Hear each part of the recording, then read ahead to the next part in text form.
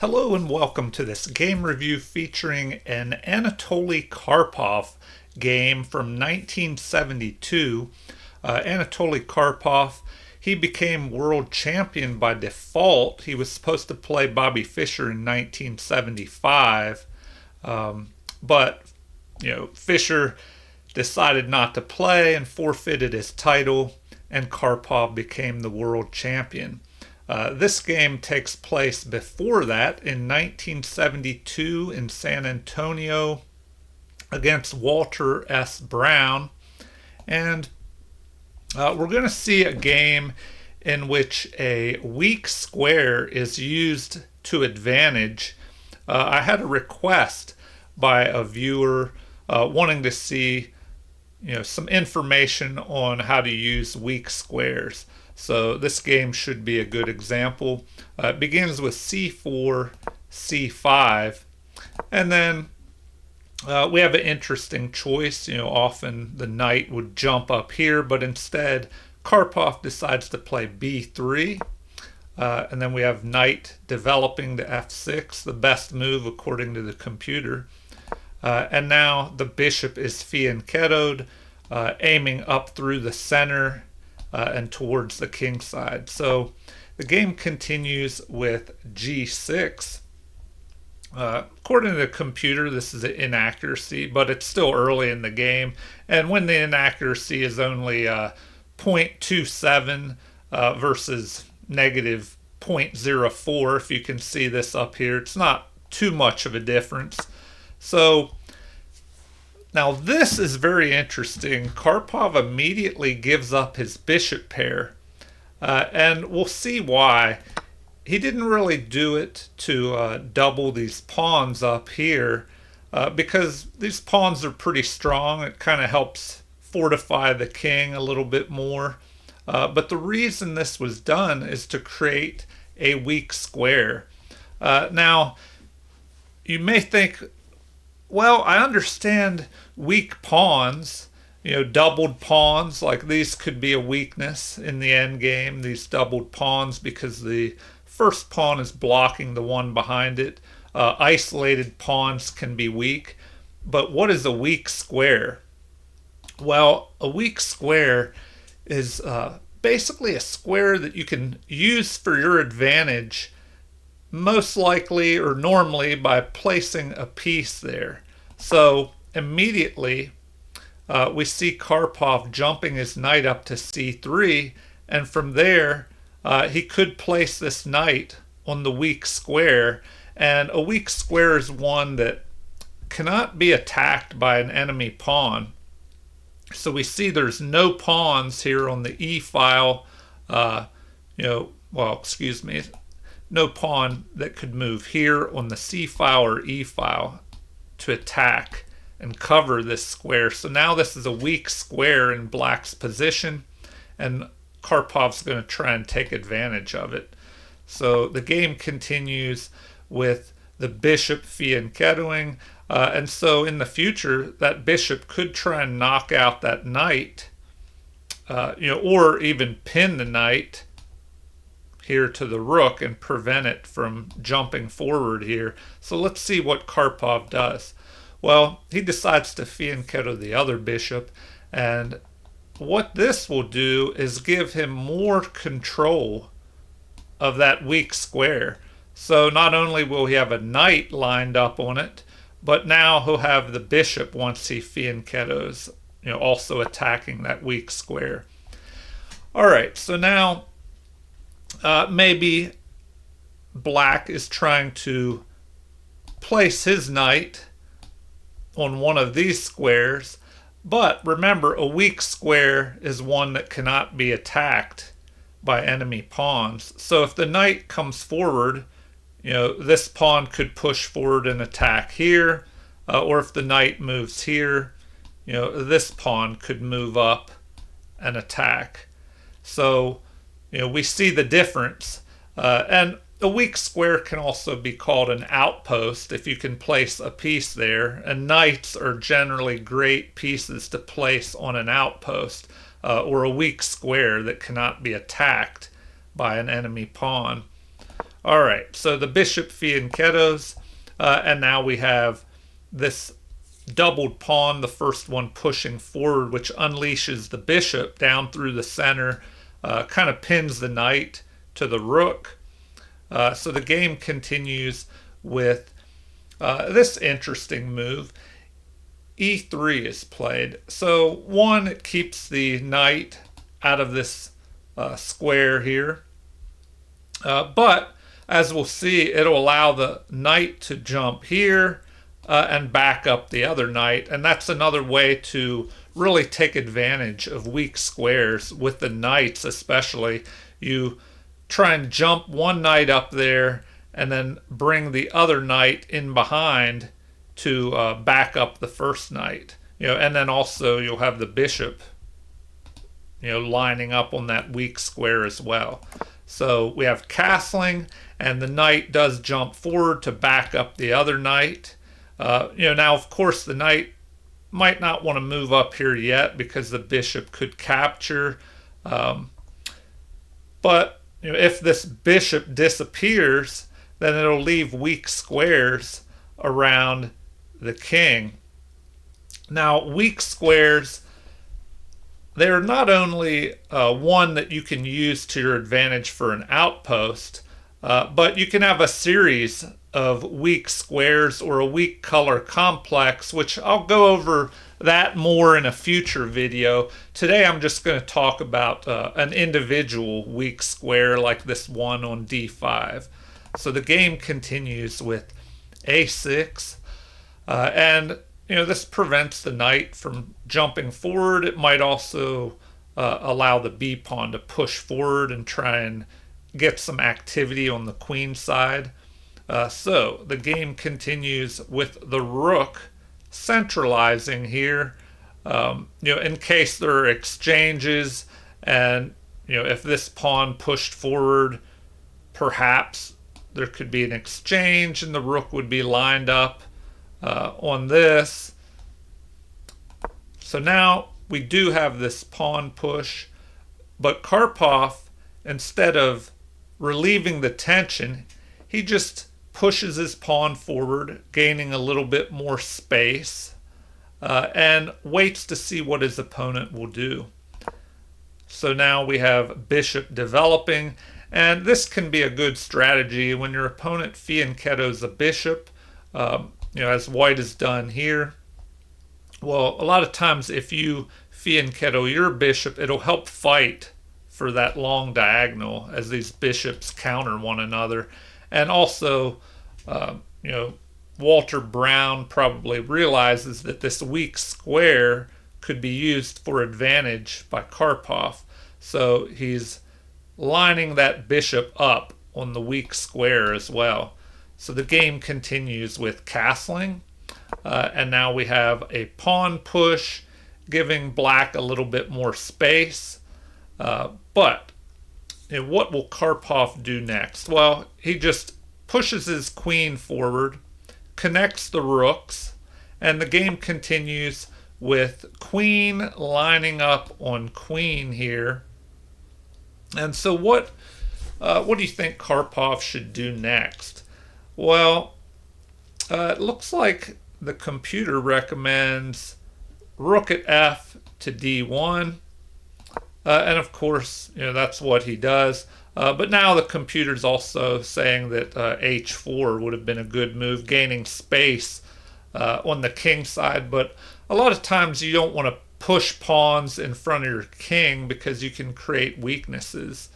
But here we just back up the queen, and the game continues with rook protecting the bishop here. And this kind of frees up this knight to be able to move. Where the knight will move, we'll just have to see here. So finally, the knight launches forward, grabbing this outpost, taking even more advantage of that weak square, which no pawns are able to chase this knight out of here. So that's going to be a strong outpost on this weak square on d5 here for the knight. And why are knights one of the best pieces to use, when it comes to placing them on a weak square or an outpost like this? Well, the knight does many things here. It blocks this pawn from being able to push forward, so now you have this weak backwards pawn. And also, the knight can cover so many squares around this area, especially when the outpost is on your opponent's side of the board. So now all these squares are covered by the knight, and the knight is really strong in this position. All right, queens are traded, the rook recaptures, and now the position is a little more closed up here on the queen side. So the game continues with d4. And before I go further, I'd also like to mention that by pushing this pawn here, it covers this square. Now the knight can no longer move up here to back up the other knight. Maybe this could be a possibility, but let's see how things progress here. All right, the rook moves over here, basically protecting this backwards pawn, and rooks are doubled. According to the computer, that's an inaccuracy. Computer actually likes capturing here, but that kind of relieves some of the tension. So let's see what Karpov has in mind here. And, it's usually not a bad idea to double your rooks up. Okay, we have a pawn exchange, and this is interesting. We have a recapture with the pawn instead of the knight. Now, what is the difference here? Well, if the knight moves forward, it could be captured. But also, if the knight captures, it could allow this knight to move forward and maybe gain a little bit of play. So instead, we have the pawn capture, and now this prevents the knight from moving forward here. So let's see how things turn out for Karpov. His opponent moves his king towards the center, so that's usually a good strategy, especially as we go in, from a middle game in towards the end game. And now, another reason why it may have been good to capture with that pawn, because now you're able to push this pawn forward. It's backed up by the other pawn. So instead of capturing and getting rid of the isolated pawn, right here, we have the knight retreating. Now this will unleash the bishop, down through the center here. So let's see, how things go next here. We have the knight retreating. Bishops are exchanged. Now I mentioned if you can trade out a fianchettoed bishop in front of a king, it leaves weak squares around the king. And they could be taken advantage of, but not so much as more pieces are traded off, because now there's no queen to attack these squares or no light squared bishop by black to take advantage of these light squares. So we have exchange, and further material is being exchanged here. And now the rook lines up on this unprotected pawn. So Karpov once again jumps the knight up here to d5, but things are different now. He's already gained maybe a slight advantage. He was, if we go back here, game's pretty even still. So there wasn't a huge advantage gained by taking control of that d5 square earlier in the game, but just by controlling that square, he dictated a lot of the flow of the game. So if you can't get an outright winning advantage by capturing a weak square, placing the knight or other piece on that outpost. Just having that piece in the enemy territory like that did dictate what the opponent would do. So it does steer and influence a lot of the moves in the game. All right, so knight centralizes. We have pawn being captured here, and then a counter capture. So material is even. What will happen next? Well, we have an attack on the knight. And if we look at the game now, Karpov does have an advantage. He has a 2 versus 1 pawn majority here in the end game. So that could be an advantage. And if we look over here, it's 4 pawns versus 3, but because of these doubled pawns, it's harder to break one of these pawns through to try and create a passed pawn, whereas Karpov can more easily create a passed pawn over here. So the knight jumps up, centralizing once again, and rook just steps back. Game continues with a retreat of the knight to be able to reposition, perhaps. So let's see what happens next here. We have the rook stepping forward, and I'll just play out the rest of this game. I mostly wanted to show you how a weak square, if you take advantage of it, it can help influence the game. So definitely try and take advantage of weak squares in your own game. And I'll probably have more games where I talk about this in the future. As my viewer requested, he wanted to see some information on weak squares and weak color complexes, which I said I would do in the future, where I'll cover more than one weak square, perhaps a whole series of weak squares that are on the same color. All right, so bishop lines up on these trio of pieces here. Rook attacks rook, and after the trade, we have 2 knights versus bishop and knight. Now, with pawns on both sides of the board, usually a bishop can come in handy, but Karpov does have this 2 versus 1 pawn majority on the queen side, and that can be dangerous. And now this is a mistake. Apparently, bringing your knight into the center would have been better, and this does give up maybe the only advantage that Karpov's opponent had, trying to knock out one of these knights. But after the recapture, we have the kings racing towards the center. All right, so it's just going to come down to the knights. And here's another, I guess you could call it a weak square or an outpost, but not as much as the one we saw earlier in the game. Of course, no pawns can attack this knight and drive it away. And a weak square where you place a knight or other piece on it, especially if it's protected by a pawn, it's even stronger.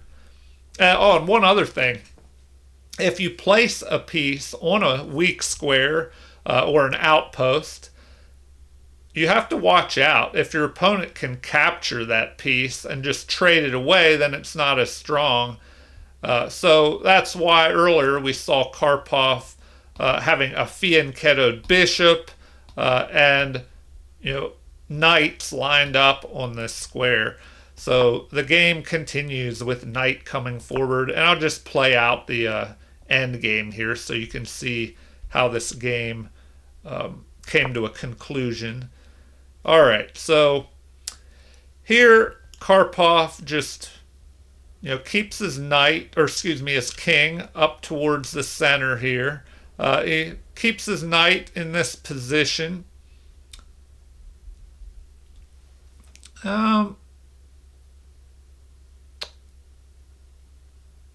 Let's see what happens here. So the king retreats back, and it looks like Karpov's opponent, he's running out of good moves, I guess.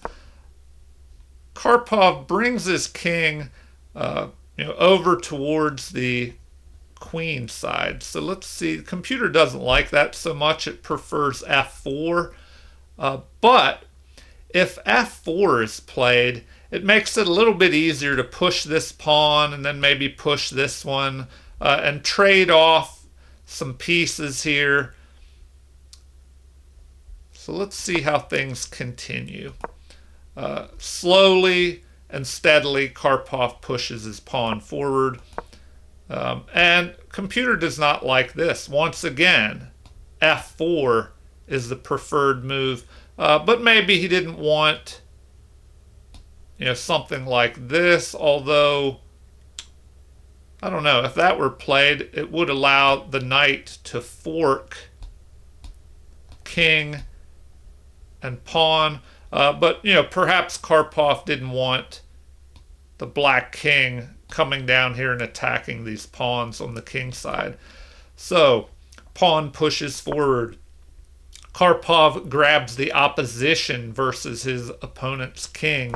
And, now this apparently is a mistake. h4 would have been better attacking. So the game continues with f4 finally being played.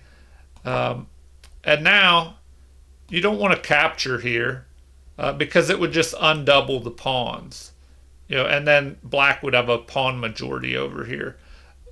But if black is left to capture, you can just recapture, and this one pawn would be holding back the doubled pawns here. So knight repositions, targeting this unprotected pawn. The king defends, and now we have an attack. So this kind of slowly forces black to make a decision.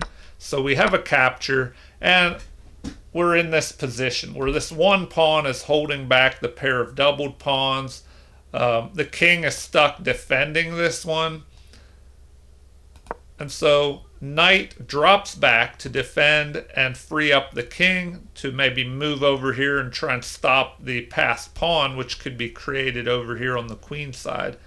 So the game continues with the king stepping forward. Knight attacks, forking both pawns. So we have a retreat defending the pawns. The king is racing over to try and stop the possible passed pawn that will be created over here on the queen side. But now king to b5 puts a stop to the king's movement over here. The king would have to move up this way. So let's see what happens. The opposition is obtained. It looks like this is the best move, but Karpov is pretty much winning at this position. So after king captures, we have black trying to hurry up over here and get some counterplay. But Karpov has calculated that he's pretty much winning here, and he can just give up his knight. So here we go. The pawn is racing forward. The knight moves over to stop it, and now the other pawn moves up. So we'll find out here that Karpov's opponent was just a little too slow. And this is where Walter Brown resigned. It's a mate in 15. What can be played here? If the king moves back here, it blocks his passed pawn. If the king moves up here to f4, well, then the queen could move down here, getting in front of the passed pawn and stopping that passed pawn from making any progress. And then the king can just come over and start picking off pawns. So, great game by Karpov earlier in his career. This is from 1972. He would go on to become world champion by forfeit in 1975. It's a real shame that we never got to see Karpov and Bobby Fischer play one another. So I will have more videos in the future that cover weak squares, and you can stay tuned for those. Feel free to leave any comments. I always enjoy hearing from viewers and subscribers. Like and subscribe if you haven't already. Thank you for watching, and have a super chess day.